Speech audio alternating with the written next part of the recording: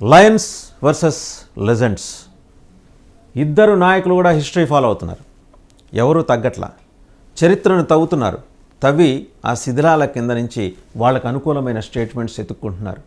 And religious సెంటిమెంట్స్ని, అలాగే ఒక జాతి, ఒక మతం, ఒక ప్రాంతానికి సంబంధించిన నాగరికతల్ని ప్రతిబింబించే విధంగా ఎమోషన్స్ రెచ్చగొడుతూ వాళ్ళు వ్యవహరిస్తున్న తీరు ఇంతకుముందు నాయకులు వ్యవహరించిన తీరుకైతే భిన్నంగా ఏం లేదు. అండ్ అఫ్కోర్స్ ఇద్దరు అందులో సిద్ధహస్తులే. అటు ఐతుల్లా ఖొమైనీ కావచ్చు, ఇటు బెంజమిన్ నెతన్యాహు కావచ్చు. ఇజ్రాయెల్ అండ్ ఇరాన్ ఒక యుద్ధం చేసేప్పుడు రిలీజియస్ సెంటిమెంట్ని లేవనెత్తాల్సిన అవసరం ఉందా? ఉంటుంది అని వాళ్ళు మాట్లాడిన దాన్ని బట్టి మనం అర్థం చేసుకోవచ్చు.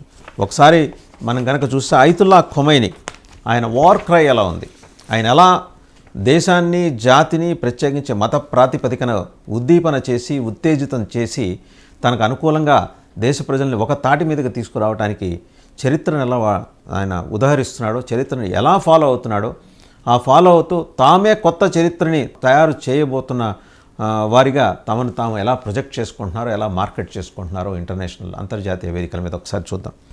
ఆయన ఏం రాస్తాడు? ఇరాన్